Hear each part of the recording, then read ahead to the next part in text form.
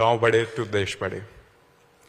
I would now like to invite Shri Shaji KV, Chairman NABARD, to please address the gathering consisting of our financial partners and stakeholders and share his insights on this joyous occasion. Please welcome him with a huge round of applause. Good morning and thank you for the warm welcome, dear BSc Chief and investors, capital market participants and my colleagues from NABARD and of course the media persons over here.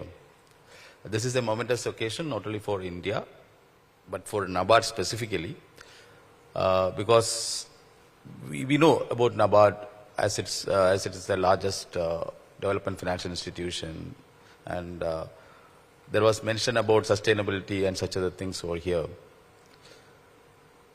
NABARD predates all these nomenclatures because in 1982 when this was formed, we didn't think about such aspects which now it has become fashion, a lot of sustainability, social consciousness, then stability, or stability of course would have been there, then climate resilience or such other things were not there. If you see the activity of NABARD so far, we were trying to bridge the whatever gaps are there. You all know India is developing fast, and as told here that the rural masses, which constitute roughly around 65%, is growing at a little slower pace, which may widen this gap. So now we need to actually see that the growth is marked to the market, real market. So in the financial terminology, if you see, we are marking to market to know the real value of the instruments. So actually the real value of the growth which we see now, unless it is marked to the real market, then this growth will be something going disarray, and it may lead to a lot of social discontent and such other things. Now today when we are listing this social bond, I am reminded of one important quote from Neil Armstrong when he landed in the moon in 1969. This is a one small step for the man, but one giant step for the mankind. So I'll rephrase that for this moment, that it is a one small step for NABARD, but it's a one giant leap for the Indian rural economy. That's what I'm trying to do. The umbilical cord relationship which they told, yes, we have to now have that stronger umbilical cord from the market to the rural economy. Of course, you know that the growth of Indian market further will depend on how deeper we can penetrate the rural market. Many of the companies are now looking for semi-urban and rural economy to grow so that they can grow further, because in the urban and metro already we have reached somewhat a peak, or if that urban and metro regions are growing faster, that means the pressure on these areas also will be high and it may not be sustainable. So for the sustainability aspect and also for the equity aspect, I think we need to now look to semi-urban and rural areas. And rural areas are changing faster, thanks to efforts from the Government of India, and we are also proud to be part of that transformation. We all know that NABARD started with a lot of focusing on credit as a tool for developing the rural areas, but then as an enabler, we tried to develop certain capacities over there so that people can access the credit at an affordable price, and also we wanted to keep the market ready for the private sector players to come in, because when the cost of operations are high and the risks for operating in those areas are higher and recovery of the cost is lower, then many of the private enterprises may not come to such areas. And unless private sector participates in the support to development, then it will not be meaningful. Government alone may not be able to do substantial things. But then of course they can be the primary mover, but then it has to be ably supported by the financial institutions and also by the private sector. So we are in the process of keeping, or rather making this market ready for the private sector participants to come. For that, a lot of capacity building activities, a lot of literacy activities, and a lot of initial pilot projects we are doing to showcase to the people that these are all the possibilities where you can explore for your own well-being. And in that context, we have started with the self-help group movement, where the individuals who are not found creditworthy by the banks, we made it into groups, and then on the social collateral or the social guarantee which the group provides, banks were finding it more comfortable to lend. And that was one step which we started in the early 90s, and that has now bore fruit, and now this movement has become the largest poverty eradication movement of the world, with close to 1.3 crore people now as members, it's 130 crore people as members of this movement, with around, and on an average, I missed the number, 10 got added. Actually, it's 1.3 crore groups are there, and an average size of 10, it is 13 crore people are members of this movement. And we then followed it up with the farmer producer organization movement, where India has, as you know, a lot of fragmentation of holdings are happening, and that itself may not be suitable for the bankers to lend. So we accumulated people, the like-minded people and people in the vicinity, to form the farmer producer organizations, and now around 7,000 of them have been formed. Initially, NABARD started with that movement, and now it has gained the attention of the Government of India. Now it is a nationwide movement, and Government of India has announced that around 10,000 of such organizations need to be formed all over India in the near term, and that is actually gaining traction. And then we had other activities as well, but now the one important activity which we are trying to do is to democratize banking in India. You all know that primary agriculture credit societies are there, around 100,000 of that is there. Here again, I'm missing the numbers. Now, around 1 lakh of them are there, 100,000. And they are in different maturity levels. Some governance structures are not that good. But then India as a country needs a lot of such financial touch points, or rather, we want to transform them as meaningful value chain player, rather than becoming a financial intermediary. Right now, they are concentrating on some sort of lending to agriculture, and also they may be doing some procurement activities, but now we want to bring in transparency within these entities, like the credit unions or the cooperatives of the Germany or any other part of the world. We want them to be more transparent and a more credible player, so that the private sector or the banking sector can partner with them in improving the livelihood of the people. So we want these primary societies to be an active value chain player, and for that we are now in the process of computerizing these entities, and also we are doing the business process engineering and linking them to the scheduled banks, so that the RBI also will find it comfortable to make them eligible for vending many of the banking services. And also, they being the active value chain player, see, if you see that they are the original farm producer organizations. When the cooperative societies were formed, it predates Indian independence as well. They were formed in the 1900s, and now it's more than 120 years old. These entities came in as a response to the crisis, the famines and the agri-food crisis which is happening, and the poverty which is there in the rural areas. Because of that, people thought of coming together and help themselves. And then these organizations transformed into registered entities.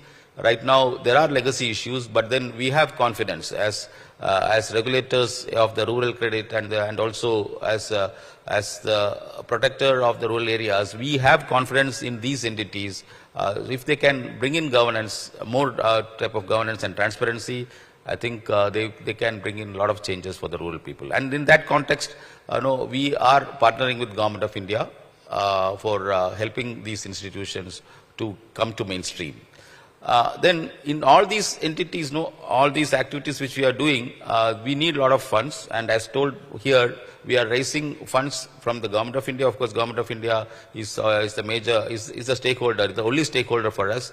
We have close to around 65,000 crores of own funds, mostly, this time.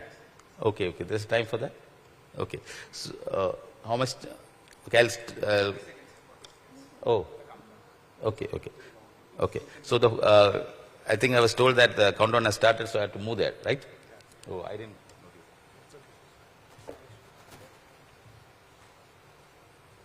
We would definitely request sir to continue later, and would request the dignitary on the dais to please head towards the gong. I've been told I am quite weak with numbers, so I would request all of you to please join me in the countdown from 10.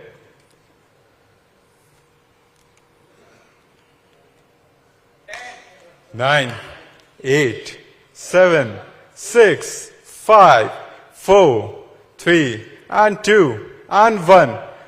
Congratulations! Congratulations to NABARD for officially listing India's first social bond, garnering over ₹1,000 crore. This is truly a remarkable milestone in history of ESG investing in India.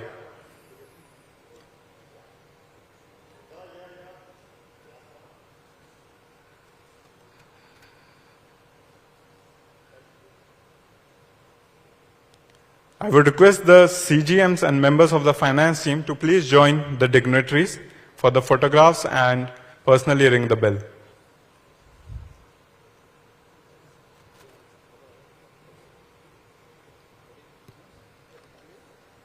So the CGMs would be joining you. I would request the CGMs and finance team members to please join for a photograph at the gong.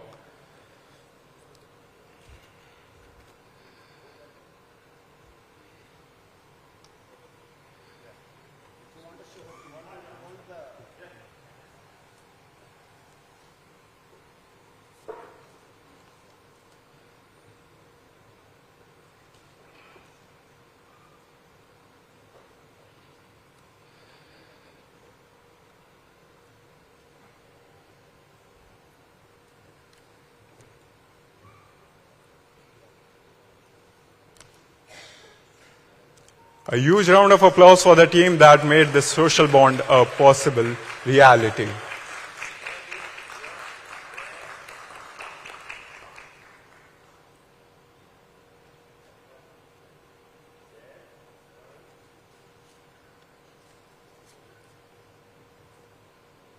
I would request the finance team to please join the dignitaries near the gong.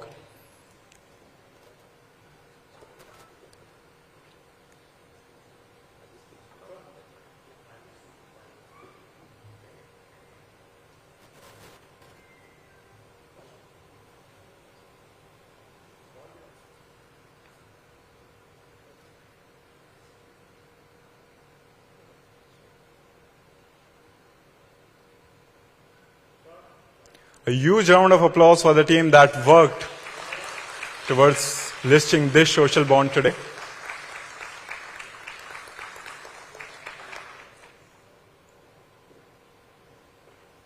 Thank you all.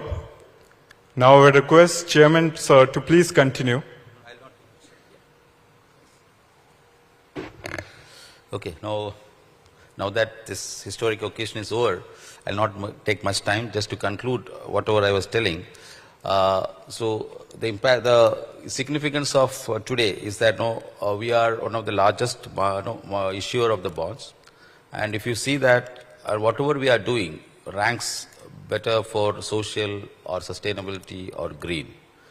Only thing is that we need to document these things properly so that the market participants can can access this information in a transparent manner, and they can also verify whatever we are doing. And we are in the process of doing that. And of course, the green bond which we are ultimately trying to issue will be there by this financial year end. We will be hopefully issuing that green bond. If you see that much of our capital raising will be through such issuances in future. Even though from our side we need to do a lot of documentation, we understand that the documentation needed for such things are immense, which has to be there. Otherwise, the greenwashing or social washing, whatever terms you use, can happen. So we have to be wary of that. Going forward, I'll request the market also. In fact, I was talking to the government officials also that we should incentivize participants to invest in such bonds, because these bonds are the need of the hour. Many of the Western countries, though, I don't know whether there is some greenium or some premium for the investors or the issuer to invest in this. So everybody will look at what is there in it for them. So for the investors, there should be some incentive, maybe in terms of tax or in terms of any other investment, or maybe we were thinking of improving our investor base, because there will be some investors who are particularly focused on instruments like this. So we were exploring whether Indian market is mature enough to have such participants as well. And as we go on to increase our issuances in the longer term, maybe a 10-year term, then I understand that a lot of market appetite will be there for such investments, maybe from insurance funds, pension funds and such other things. So we will also explore that. Because if you see our asset, the duration of our assets, it is upwards of say 7 years. We need to increase it further. As a development financial institution, we need to have a higher duration, maybe a 15-year duration assets as well. So we are in the process of structuring those assets, and to match those assets with the liability side, we need to have more such issuances at the longer term.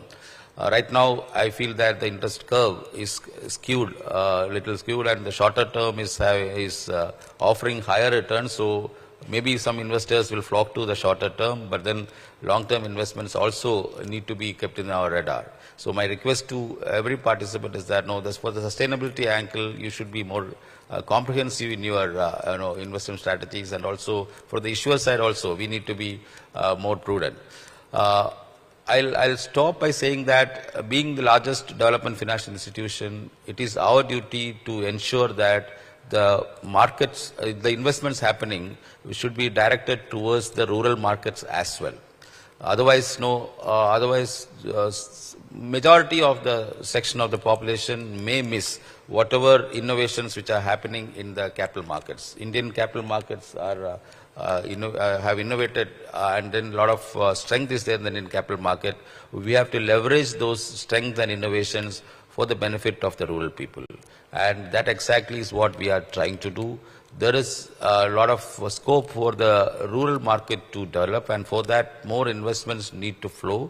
And for that to happen, I think NABARD will be having a larger role, and we will be taking that leadership role in directing these investments to the real economy, which is in need of such investments, that is the rural markets.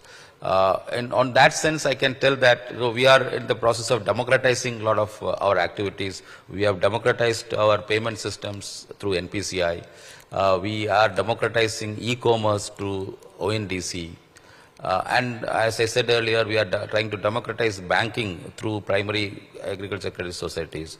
And now, whether we can democratize the capital market also through issuances of these instruments, that is what we will be exploring that, so that more from the investor side and also from the beneficiary side, more inclusiveness will be there through such bonds. And we are here for more inclusiveness and more growth across sectors, and taking all the sectors along in India's growth story. And that exactly is what we are trying to do. And in the process, we are trying to solve the problems of livelihoods of the rural people. And thank you all once again for the great interest shown in our issuances. And I promise that more such issuances will be there in the near future. Thank you.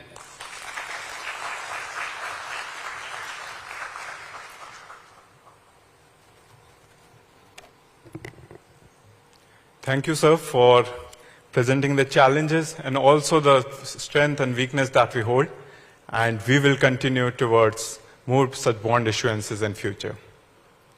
May I now request Shri Sundara Raman Ramamurthy, MD and CEO from BSC, to please present special mementos to our distinguished dignitaries. I would request our chairman to please receive the memento as a souvenir of this special occasion. So please head towards the gong.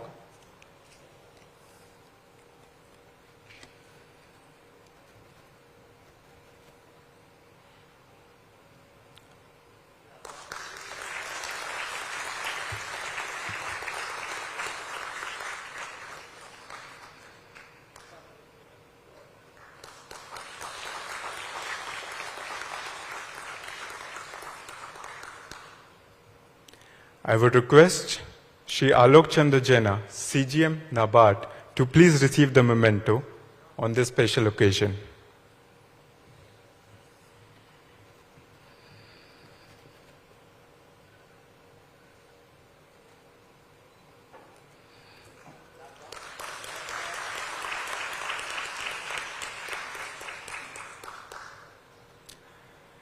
Thanking our partners, I would request Shri Shaji KV, Chairman, NABARD, to present memento to Shri Sundara Raman Ramamurthy, MD and CEO from BSc. The token of appreciation is a beautiful display of Gulabi Meenakari from Banaras. Meenakari is considered the most alluring of all metal decorations.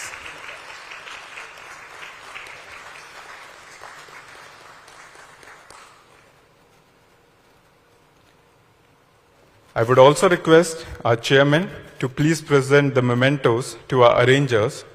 For this, I would like to invite Shri Pankaj Agarwal from AK Capital.